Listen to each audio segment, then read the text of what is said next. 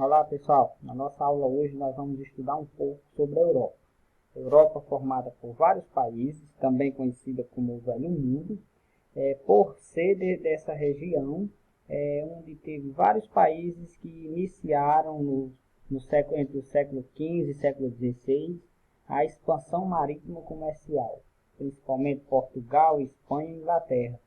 E a partir dessa expansão marítima comercial, descobrindo novas terras, começou o processo de colonização, né? Colonizando a América, em seguida a África, a Ásia, a Oceania, certo? Inclusive nós, brasileiros, o Brasil foi colônia de um país europeu, né? Portugal. Então, o povo brasileiro, né, é formado por uma mistura de indígenas, africanos e também de europeus, né, porque foram nossos colonizadores. Nossos traços culturais e linguísticos todos derivam, em sua maior parte, da Europa. Certo? Então, a Europa é um continente que apresenta uma diversidade de etnias, de culturas, apresenta países desenvolvidos e países em desenvolvimento, certo? Não se sabe precisamente a etimologia da palavra Europa, né? Alguns acreditam que Europa veio de uma mulher, uma que foi raptada por Zeus, né? O nome dessa mulher que foi raptada por Zeus, que segundo a mitologia grega, né, era uma princesa fenícia, certo? Então, dando continuidade, Europa, certo? Muitas vezes eu até falei, né, um continente, depois eu disse uma região, porque se a gente levar em conta o conceito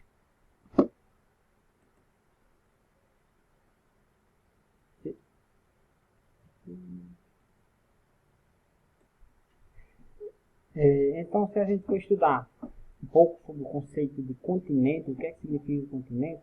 Continente significa uma grande porção de terra cercado por água. Certo? Eu vou colocar aqui um mapa aqui do Google para a gente melhor analisar isso aqui. Então, por aqui, sai melhor da gente entender. Se a gente levar em conta o conceito de continente, uma grande porção de terra cercado por água. Então, nesse sentido aqui, a gente vê aqui, olha, esse continente aqui, olha, todo cercado por água, que é a América. A África também como continente, olha, aqui tem separado aqui, nesse estreito aqui de Suez, um continente. E a gente vê a Oceania também como continente, certo? E a Antártida também um continente, uma grande porção de terra cercada por água. A diferença do continente para uma ilha é que uma ilha é uma pequena porção de terra cercada por água, certo? Nós temos como a Oceania o menor continente e a ilha de Groenlândia a maior ilha, certo? Então a diferença está na extensão, certo? Mas quando a gente vai levar esse conceito, que é o conceito geológico, não está separado de continente. Não tá, é um continente que não está separado por água, certo? Então, do ponto de vista geológico e geomorfológico, a Europa, junto com a Ásia, formam um só continente. Olha aqui para a gente analisar. Então, se a gente levando em conta esse conceito geológico de continente, né, Europa e Ásia formam um só continente. Eurásia, ou Euroasiático, né? Só que do ponto de vista histórico-social, aqui desenvolveu uma cultura, uma história diferente dessa daqui, certo? É nesse critério histórico-social que podemos dizer que a Europa é um continente e a Ásia é outro continente. Ok, pessoal? Na Europa, como eu falei, desenvolveu uma cultura própria, né? principalmente uma das línguas que a partir dela derivou vários idiomas para os países, foi o latim, né? O alfabeto latino. As religiões que se destacaram na Europa foi a judaico-cristã e cristãs, certo? E também foi na Europa onde surgiu a ideia de progresso e de desenvolvimento material. Foi na Europa em que teve, como vocês sabem, foi aqui onde teve o processo de expansão marítima comercial no período das grandes navegações, que levou as potências europeias a colonizar outras regiões além da Europa, né, inclusive a América. Onde teve a reforma protestante, foi na Europa onde teve o iluminismo, né, isso, a Revolução Francesa. Então, várias ideias surgiram desse continente. É o local onde se iniciou, como eu falei, a expansão marítima comercial, a ideia de unificação do mundo, ou seja, a globalização, que ela surgiu, teve sua origem nesse período aqui da expansão marítima comercial. Também foi na Europa onde iniciou-se a Revolução Industrial. Então, aqui, para vocês verem, são vários países que formam a Europa, né? Então, a Europa, se vocês analisar, é um recortado, tem o seu litoral todo recortado, certo? Dois países, Rússia e Turquia, eles possuem território em dois continentes. A Rússia tem a parte europeia e também tem a parte asiática. A Turquia também tem uma parte que está localizada na Europa, mas também tem uma parte que está localizada na Ásia, certo? Isso em virtude daquilo que eu falei, né? Que do ponto de vista geológico, Ásia e Europa não estão separados por água, né? E se formam um só continente, né? Aqui na Europa, o país que colonizou o Brasil, Portugal, e vários outros países, né? Tem países que são encraves dentro de uma cidade, como o caso do Vaticano, né, que é um encrave dentro de Roma. Tem países pequenos, né, como Liechtenstein, San Marino, que são do tamanho de uma cidade como São Paulo, certo? Essa é a Europa. Sim? Então, do ponto de vista físico-natural, como eu falei, a Europa ela é um litoral todo recortado, certo? Esse litoral todo recortado vai formar baías em alguns locais, né? Isso, baías é quando ocorre uma entrada do oceano sobre o continente, formando penínsulas também. Península, como eu falei, que a Europa poderia ser caracterizada como uma península do continente euroasiático, porque península é quando ocorre a entrada do continente no oceano. Isso aqui é uma península, isso aqui é uma península. Se for menor, como isso daqui, é uma ponta, certo? E maior, uma península. Então a gente tem aqui vários exemplos, né? A Península Ibérica, a Península Itálica. Então formam várias penínsulas e também várias baías, certo? Tem vários mares, né? O Mar da Noruega, o Mar de Barents. Tem mar interior, né, o mar como o mar Mediterrâneo. Tem mar fechado, né, que é aquele que não possui ligação com o oceano, como o Mar Negro e o Mar Cáspio. Mar interior é aquele que possui uma pequena, uma estreita ligação com o oceano, né, como o Mar Mediterrâneo e o Mar Báltico. E também tem os mares abertos, que é aqueles que estão em contato direto com o oceano, como o Mar do Norte, Mar da Noruega, certo? Então, esses mares aqui que eu citei, esses daqui de cima, são áreas onde tem grandes reservas de petróleo. Não é como a mesma quantidade do Oriente Médio, certo? Mas tem grandes reservas de petróleo.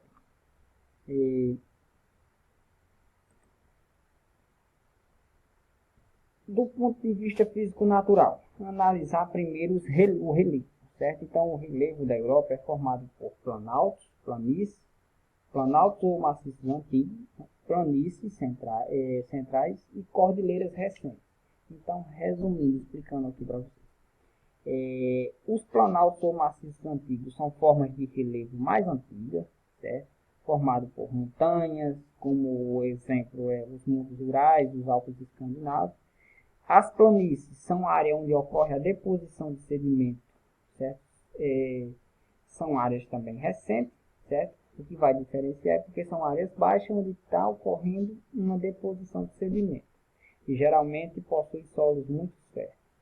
E montanhas recentes ou cordilheiras recentes, que são aquelas que foram formadas em um período mais recente da idade geológica, né? Exemplo aí os Pirineus, os Cárpatos, os Balcãs, entre outros. Então, se a gente analisar aqui o mapa físico da Europa, né?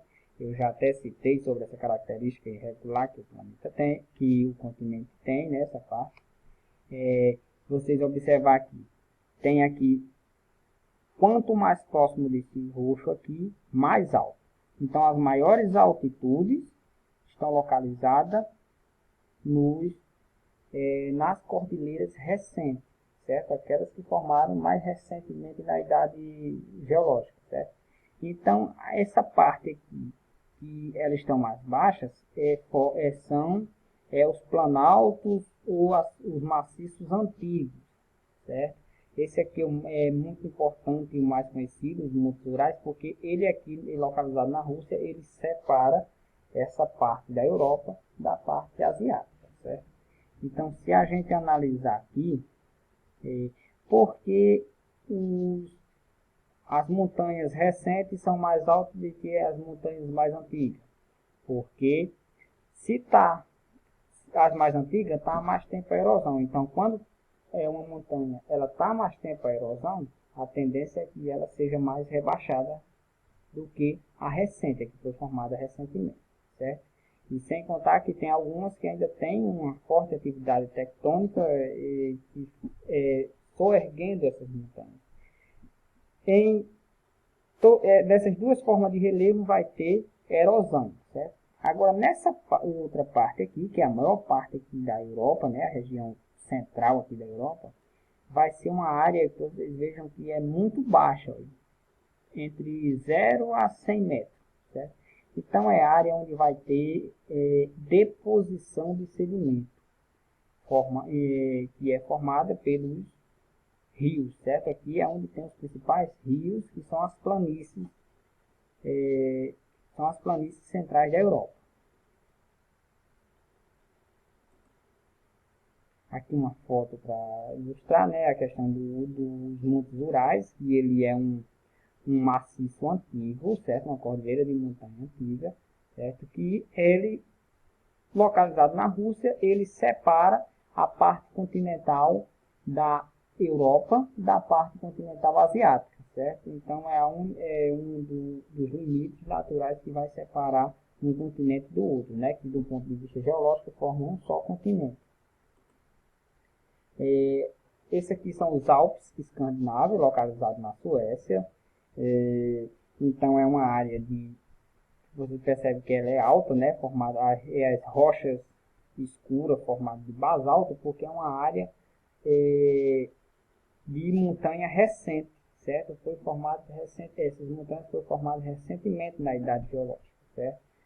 Então aqui a gente observa que são lugares assim como esses Alpes escandinavos, tem os Alpes suíços, que são locais onde recebe muitos turistas.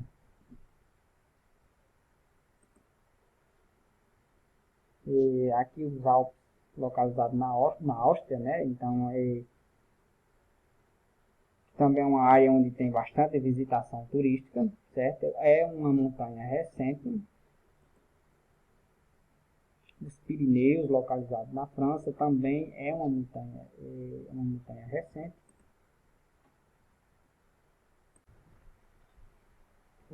Outra forma de relevo que também é encontrado no continente europeu são as depressões absolutas.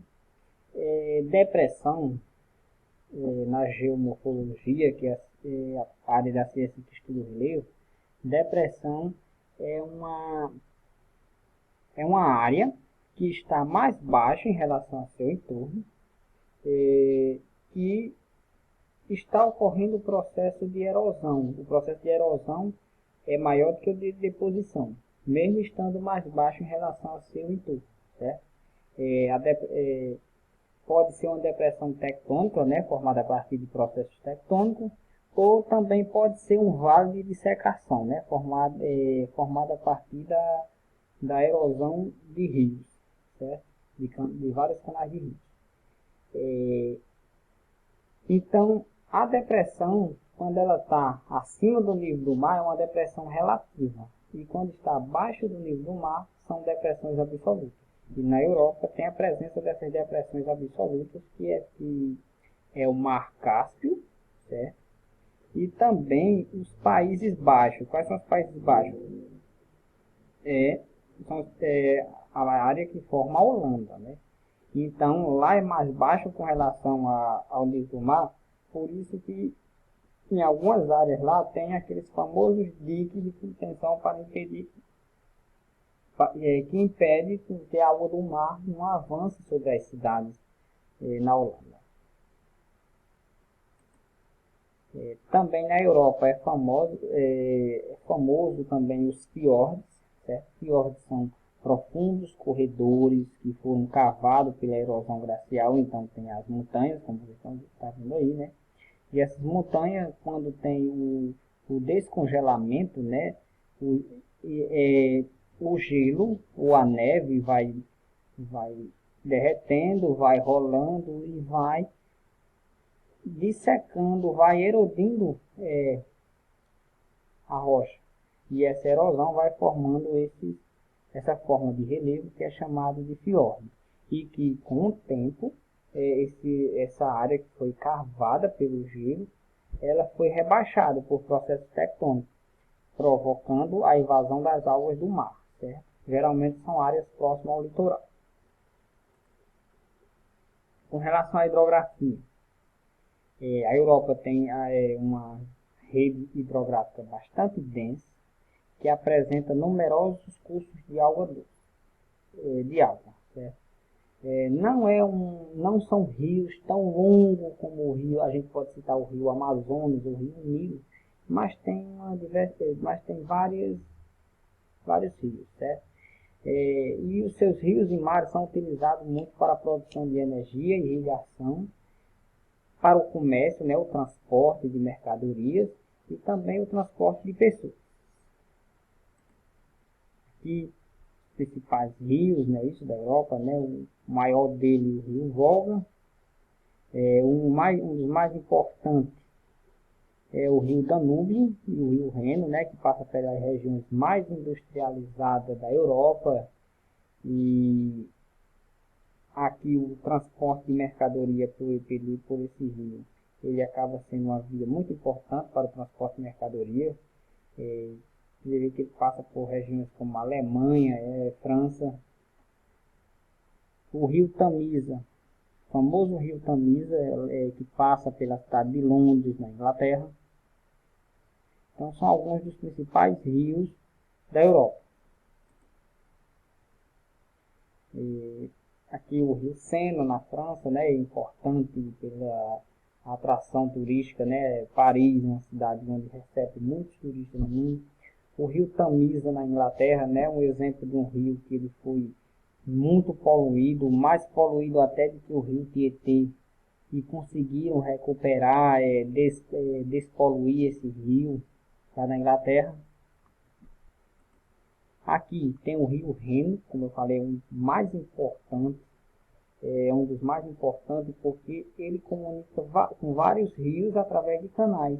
E também ele tem um acesso para o oceano. Então ele passa por várias regiões industriais e tem um acesso para o Oceano Atlântico, principalmente pelo porto de Roterdã, localizado na Holanda, sendo considerado um dos portos mais movimentados do mundo. O rio Volga, o maior rio da Europa, certo? Ele está localizado no norte da porção do continente, principalmente na Rússia. Uma das características, além de ser o maior rio, é essa mudança de fase, né? Durante o verão e primavera, né? O rio ele em estado líquido, né, corre em estado líquido. Quando é no inverno, devido ao inverno lá nessa região ser rigoroso, ele congela todas as suas águas, certo? Na parte superficial. O clima na Europa. A gente observa que a Europa ela está localizada principalmente numa área já de altas latitudes, certo? Então, a Europa ela vai ter uma diversidade de clima, certo? Devido a estar em uma região, uma grande parte da Europa está entre uma região temperada, certo? Vai ter a maior parte do clima que influencia a Europa é o clima temperado. Vai ter algumas áreas que vai ter clima semiárido, certo? Essa parte aqui do sul de Portugal, Espanha, Itália, Grécia, ela é bastante influenciada pelo mar Mediterrâneo, né? Então esse clima aqui é diferente nessa região e recebe bastante influência do mar Mediterrâneo e formando o clima mediterrâneo, certo? Vai ter áreas que o clima vai ser frio, e como eu falei, tem umas áreas que tem montanhas recentes. Na Europa, essas áreas vai ter o clima de montanha, certo? E a Europa também ela é influenciada por correntes marítimas, certo? Então, principalmente essa corrente aqui que vem do México, certo? A corrente que sai lá do Golfo do México, pra cá, é o que faz com que durante os invernos rigorosos aqui nessa área aqui da Europa, nessa porção aqui noroeste e oeste da Europa, as regiões litorâneas ela tem um clima amenizado, certas temperaturas, o inverno não vai ser tão rigoroso porque a corrente do Golfo do México leva água quente até essas regiões aqui, certo? Se você observou o mapa de clima, certo? A vegetação ela vai ser um retrato do clima, certo? Porque clima e vegetação tem a relação sim. As formas vegetais ela vai se diferenciar de acordo com os diferentes tipos de clima e também com as rochas, né? Os diferentes tipos de rochas e formas de relevo. Certo? Mas o maior fator influenciador da distribuição da formação vegetal é o clima. Então, se a gente observar, nós temos aqui a maior parte da vegetação de floresta temperada.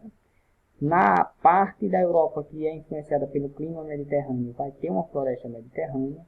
Nas áreas semiáridas vai ter estepes, né? Uma floresta seca, um pouco parecido com a nossa caatinga. Só que apresentando menos variedade de espécies vegetais, né? A nossa caatinga ela tem uma variedade maior, certo? Na área de clima, na área fria, né? Nas altas latitudes e influenciadas por clima frio, então vai ter a taiga, a floresta boreal e a tundra, que é uma vegetação rasteira, típica das áreas polares, certo? De clima frio. Aqui o exemplo de algumas, né? A tundra, como eu falei, uma vegetação rasteira, ela só nasce quando ocorre o descongelamento do solo, né? Principalmente no verão, aí ela aparece, ela surge. É um bioma que se desenvolve sobre os solos que são congelados, e a própria palavra, né? Tundra significa terra estéril, sem árvores.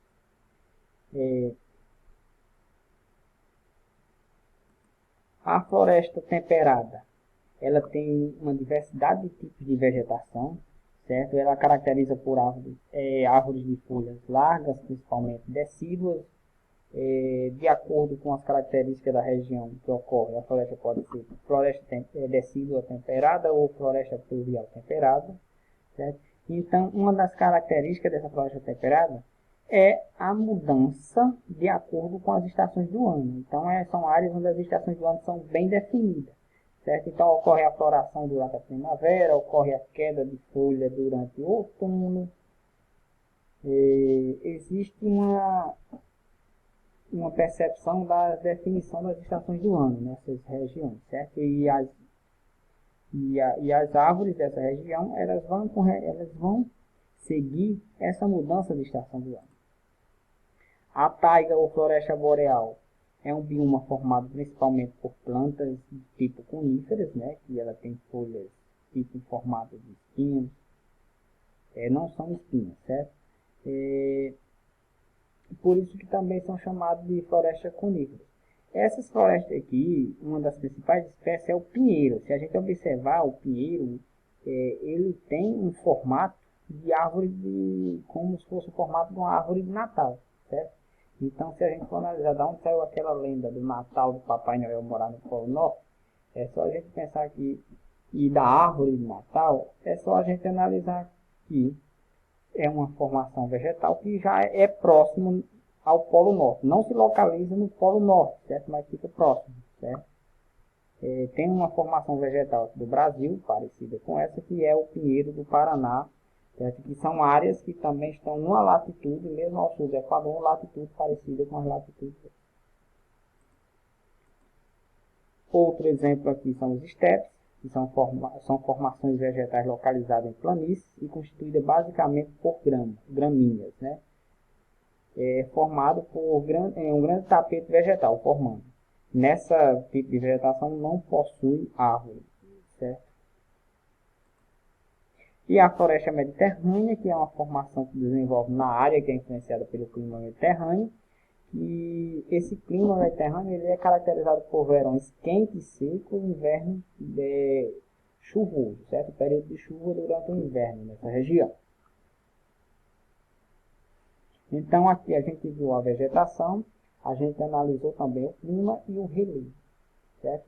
Voltando aqui a analisar aqui e os rios, né? Voltando aqui a analisar o mapa do Diego, né? E também vai, se a gente analisar também a questão do clima, né? Vai influenciar em algumas atividades e também na ocupação, certo? Do espaço. Nessas áreas montanhosas aqui, a ocupação vai ser pouca, certo? Vai ter pouco povoamento porque a própria forma de relevo vai ser uma barreira a que uma determinada quantidade de pessoas vá fixar e morar nesses locais, sem contar que nessas áreas também a disponibilidade de água. Mas pouco tendo em vista que quando ocorre chuva, a precipitação, a água vai descer para baixo, né? Então não vai ter, não tem solos, também vai implicar na questão da agricultura. Então as áreas que tem as planícies, que são as planícies férteis, vai ter solo fértil, vai ter água em abundância, são as áreas mais povoadas da Europa. Lembrando que a questão da agricultura, vamos agora lembrar do clima, né? É onde tem essa parte aqui, onde tem um clima mais temperado, certo? Clima temperado, clima mediterrâneo, porque nessa parte aqui, o povoamento já vai ser pouco, porque vai ser uma área onde o clima é frio, certo? Então, as condições climáticas também não vai favorecer a agricultura, por exemplo, certo? Então, são esses os principais aspectos físico-naturais do continente europeu, certo? Se você observar, existe uma diferença, diferentes aspectos físicos naturais, certo? E que vai também influenciar na ocupação e povoamento desse continente, certo? E assim como também nas atividades econômicas que são praticadas. Era só isso, pessoal. Na próxima aula a gente vai discutir sobre os problemas ambientais, porque é um continente muito populoso, certo? E uma população que sempre está usufruindo dos recursos naturais, sempre vai ter problemas ambientais, certo? Então a gente vai discutir na próxima aula. Era só isso, pessoal, e até mais.